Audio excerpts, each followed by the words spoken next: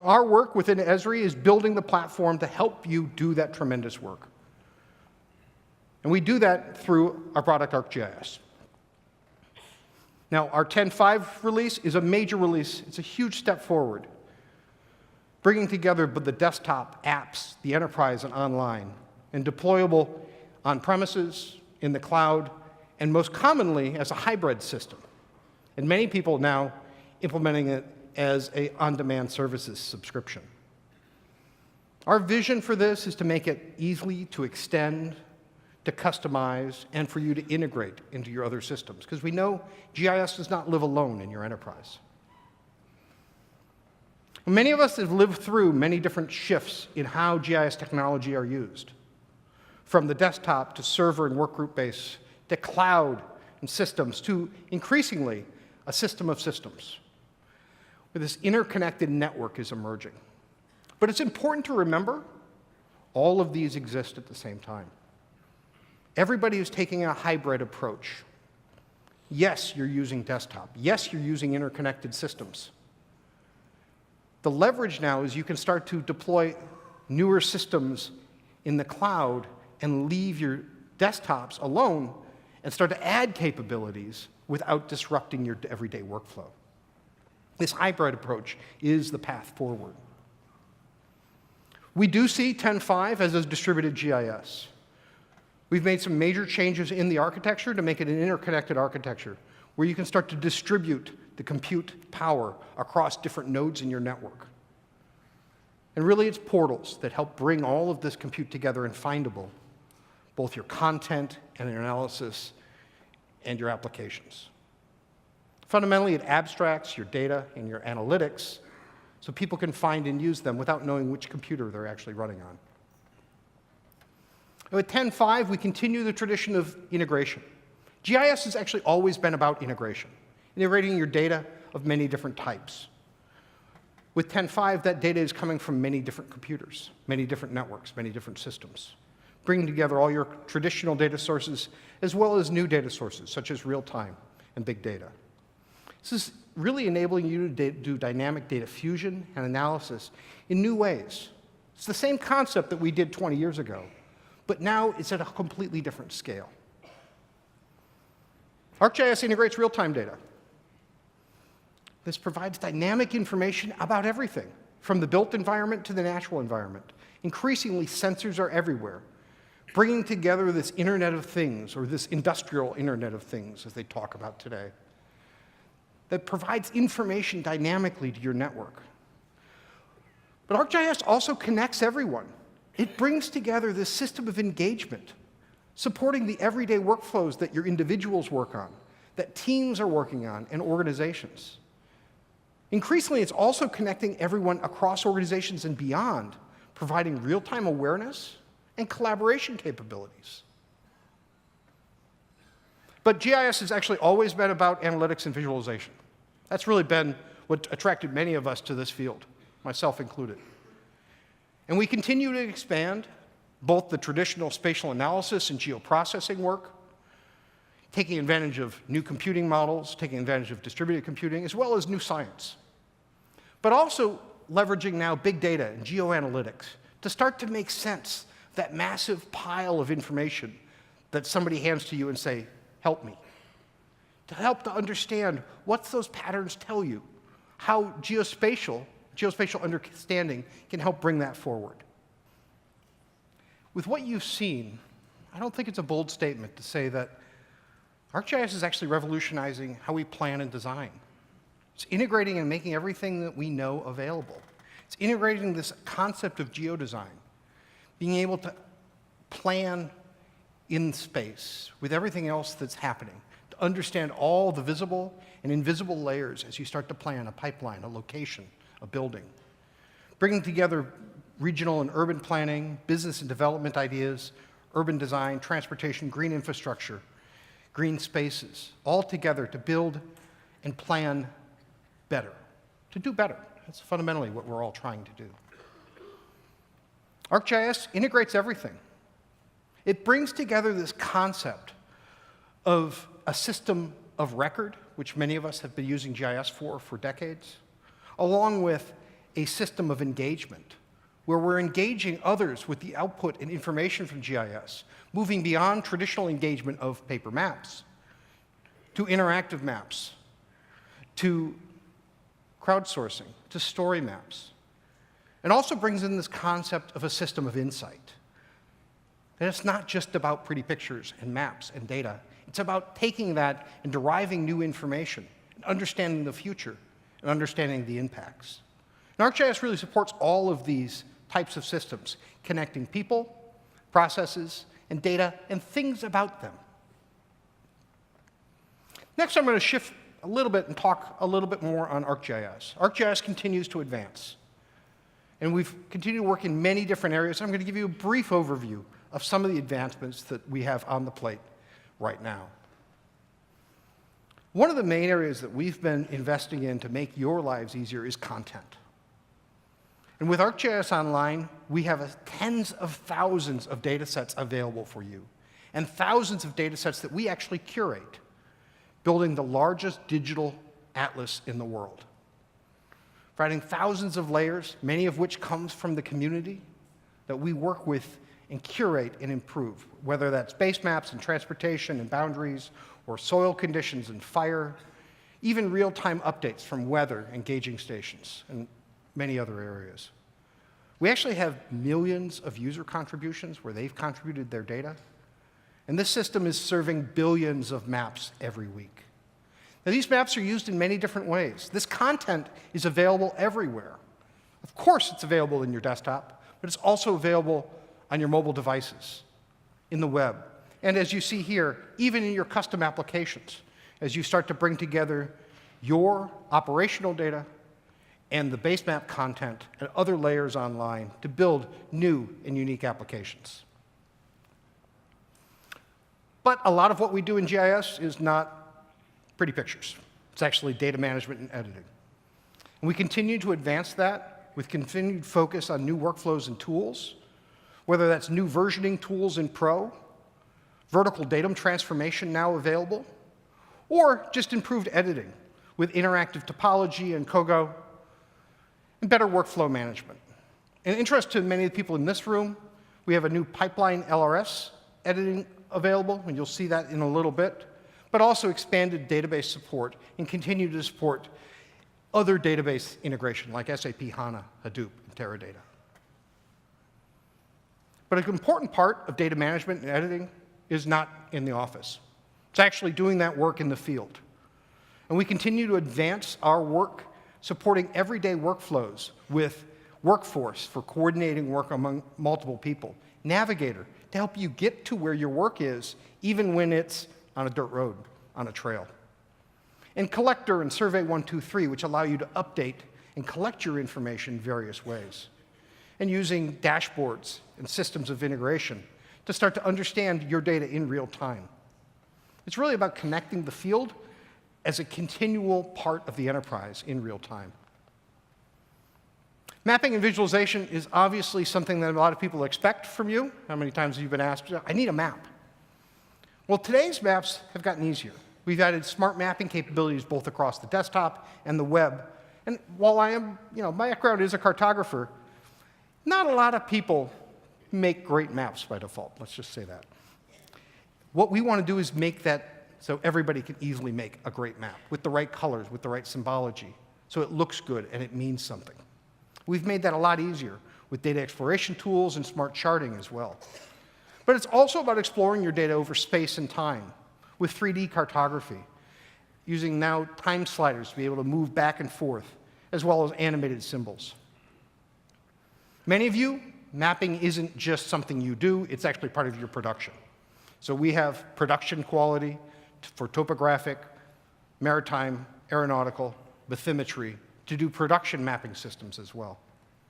But as mapping has changed, so has technology. Increasingly, mapping on the web requires vector tiles, which is a way to be able to compartmentize up your information and send it across the web to be stylized in the browser. We now support being able to do that and package that data up from your desktop and send it to the web. And increasingly, people are using virtual reality to explore both the data and the maps and understand the integration. Imagery used to be something different, but imagery is now just part of GIS. And we have probably the largest number of imagery users in the world leveraging ArcGIS today. We continue to advance what you can do with imagery. We have over 100 tools for doing image analysis. We support all the major sensors and drones. This works both on the desktop and the web and available to use on many devices. With our latest update, we've added new support for scientific data, what we call dynamic processing chains, so you can build these dynamic models so that as you move around the imagery, it actually is applying a model dynamically. Doing multispectral analysis, new image classification and segmentation, and change analysis, to be able to have the system automatically tell you what has changed. And oblique measurement. And for some of you who do contract and bring in your own imagery, we now have orthophoto generation as well. So you can bring in your raw imagery and start to do your own orthophoto production. But it's not just about 2D in imagery and mapping. It's about 3D. It's about bringing this data together and looking at it at a landscape level, at an urban level, being able to bring in point clouds and 3D textures, what we call an integrated mesh. A mesh allows you to get high precision along with texture on all your structures. But many times you don't have that information. You just need to model it. So we have rules-based modeling to allow you to display objects in 3D based on their attributes. Increasingly, GIS is moving indoors, being used inside of buildings for space management, for planning, for energy management, and being able to use both BIM models as well as other representations of structures, be able to model and use that in a whole new way in GIS. Spatial analysis is actually that fun part, right? That's the part where you start to understand your data. You start to understand what is possible. And we continue to improve spatial analysis with many new tools, whether that's landscape corridor analysis, to find those corridors where people, places, and things tend to move, whether it's predicting information with what's called empirical Bayesian kriging, or EPK, regression prediction. Be able to do dynamic aggregation. Many of us are now dealing with data that's too big to display at all. So we can actually start to dynamically aggregate that data on the fly. So it might be 1 billion points, but you see it aggregated into hexagons or grids. And as you zoom in, eventually the points appear, but you don't need to pre-process it. But we also know that analysis is not just something you do in GIS. Analysis happens everywhere, increasingly using R. So we have really tight integration now with R. R is a wonderful set of analysis tools that run in Python, and we have done a lot of work with them and with us to make the integration work well, to use your GIS data directly in R, and to use the R modeling and results directly in ArcGIS. But another big area for us is working on big data analytics, being able to move beyond traditional GIS data and apply that in new ways, both in vector, such as looking at lightning strikes, to raster, looking at solar suitability. Being able to deal with billions of features or tens of billions of pixel values and be able to combine those. Leveraging distributed computing to be able to get the work done faster, allowing you to ask questions that just a few years ago we wouldn't have been able to ask because the compute power to even get an answer was too high. This massive parallel processing allows us to do not just space, but space and time analysis on these as well. Real time is something that all of us are being forced to deal with. But I want to be a little clear. Real time doesn't actually mean real time for many people. Real time means the most recent data that you have. That might be every few seconds. If you're hooked up to your well production system, you're getting a constant feed of information, that's great. But real time might be every day. It might be every couple days. It might be every week. The concept is you need to now not plan on, we only update our data once a year. Every January, we update our data. Right? We've all been there. That's not the world today. Your data is changing constantly. How do you deal with that? How do you bring in both the real time that's happening every second and the data that's happening every week or every day, to bring together this data streams. And we continue to advance the ability to do this with high-performance data streams for alerting and reporting, but also data logging. This is really changing the perception of GIS in organizations, because you're helping to bring distributed information that may have served one system into a common platform where everybody can start to see it on the map and understand it. It's important to understand that ArcGIS doesn't live alone. We understand that, and that we've engineered it to be open, interoperable, and standards compliant, whether that's standards and formats, integration to other products such as Netezza or HANA or AutoCAD, or it's working in the open software world. And we publish hundreds and hundreds of open source tools and utilities and have major contributions to that area. We really feel that the proof that ArcGIS is open and is useful everywhere is in its integration, in its use, in tens of thousands of systems around the world, where it's integrated tightly into the organization.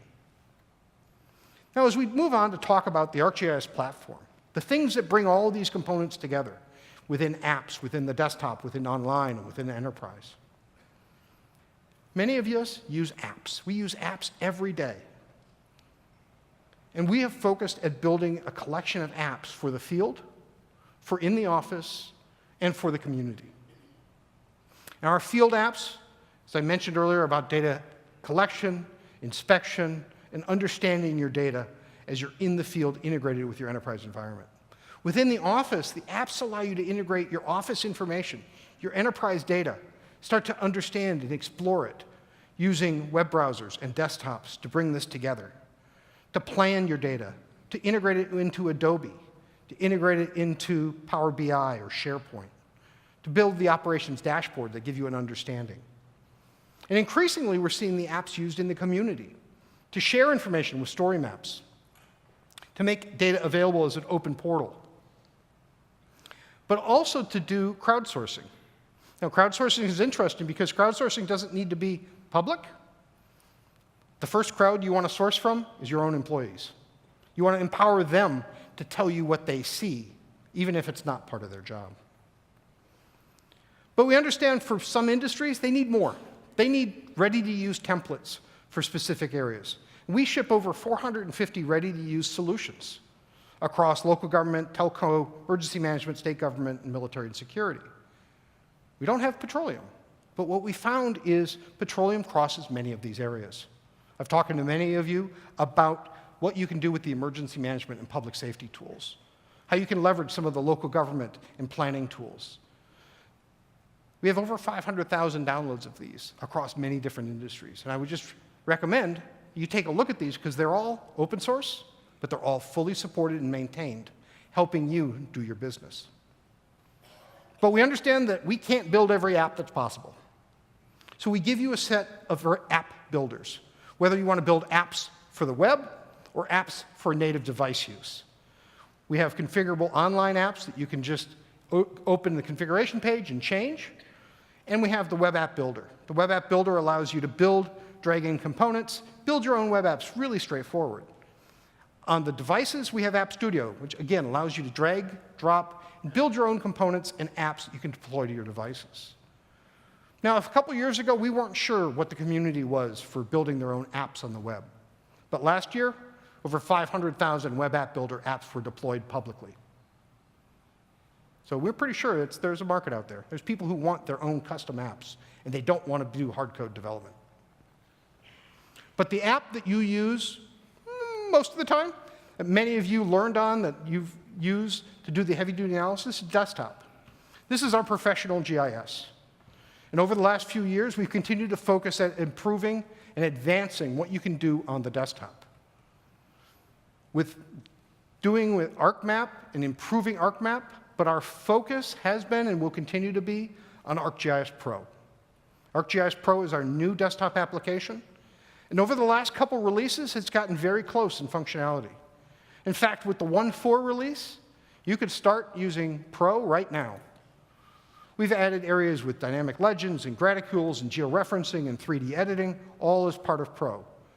But we're also innovating. We're adding whole new areas we've never been able to do on desktop, whether that's ortho mapping, working with big data, massive point cloud integration, this thing called Arcade, which allows you to build great visual maps, as well as integration of the pipeline LRS systems. It's important to understand that Pro runs side by side with ArcMap. You don't need to change ArcMap. You can install Pro 1.4 and start to use that without disrupting what you do day to day, and start to learn how you can start to integrate and leverage Pro. We're really focused at continuous improvements and driving innovation across the desktop, because we know that's where you spend the most amount of your time. Now, fundamental to much of our work, and you've been seeing this throughout this morning, is ArcGIS Online. It is our ArcGIS available as a SaaS system. We continue to improve it as it provides the complete cloud-based mapping platform with apps and content that's ready for you to use. We now have very smart mapping in 3D directly on the web without a plugin required, but also better credit allocation for those of you who have to worry about budgeting, and enhanced OGC support to be able to integrate with your other systems. One of the areas that we're working on is improved search and data management to be able to manage these massive collections of data, to better index and give you an app to be able to work with them in a gallery, but also org-to-org collaboration, to be able to share your content between organizations easily, and do more analysis, raster analysis, vector analysis online. Oh, ArcGIS Online right now is very successful. We get over 1 billion map views per day right now in ArcGIS Online. And we get asked a lot, well, what's the special system that you run it on? Well, actually, we run it on the same system you have. It's ArcGIS Enterprise, ArcGIS Server. That is what is powering ArcGIS Online in a cloud infrastructure. We have over 7.9 million items of information that people have uploaded, and almost 19 million open data sets are now available through this system. It really is enabling sharing and collaboration for a whole new community of users. But many of you implement ArcGIS inside your enterprise with traditionally ArcGIS Server. Well, over the last year, we've actually renamed ArcGIS Server to be ArcGIS Enterprise because it's more than just the server component. It provides ArcGIS in your entire own infrastructure. With 10.5, it's the next generation of server platform, deployable on premises, in the cloud, or via managed services. And you can deploy it using Azure, Amazon, your own infrastructure, other clouds, to leverage what you're doing in your infrastructure. We continue to advance the functionality with simplified administration, new Python web scripting, which I think is a sleeper. I think this is an area that many of you are going to discover, and it's really useful, both for administration, to be able to script the administration of your servers and provisioning, but also for doing analysis, to be able to actually use the command line, and I know a few of us remember the command line, to use the command line on the web to start to do this new sets of interaction tools, to prototype information, to do analysis using a web-based command line. One of the areas that's really interesting, you'll see more after the break, is portal collaboration. The ability for you to take portals in your organization and have them collaborate. Be able to share content between portals and have an authoritative owner, but have their content show up in other portals to make it easier to discover. So you can share your layers, your maps, your scenes, so that others can discover and use them as they expect within their own network. But when we talk about ArcGIS Enterprise at 10.5, we do talk about a new distributed architecture. Because enterprise is more than just what you traditionally know as server. It's portal. It's server. It's the part of server that enables insights. It's the image server. It's the geo-event server that brings in the real-time information. It's the geo-analytics server that brings in the big data analytics. And all of this work together as part of ArcGIS Enterprise. Each of these systems, each of these servers, is actually independently scalable. So you can spread out the load across your systems. This is very different than how you were deploying it last year. It really is designed for distributed computing. Now, some of you actually don't use the apps. You're developers. You want to build stuff. And we understand that. We continue to advance our environment for developers, whether you're building on the web, you're building on the desktop, or you're building for devices. We support all of the major languages, all leveraging the ArcGIS infrastructure, either online or directly on the device itself.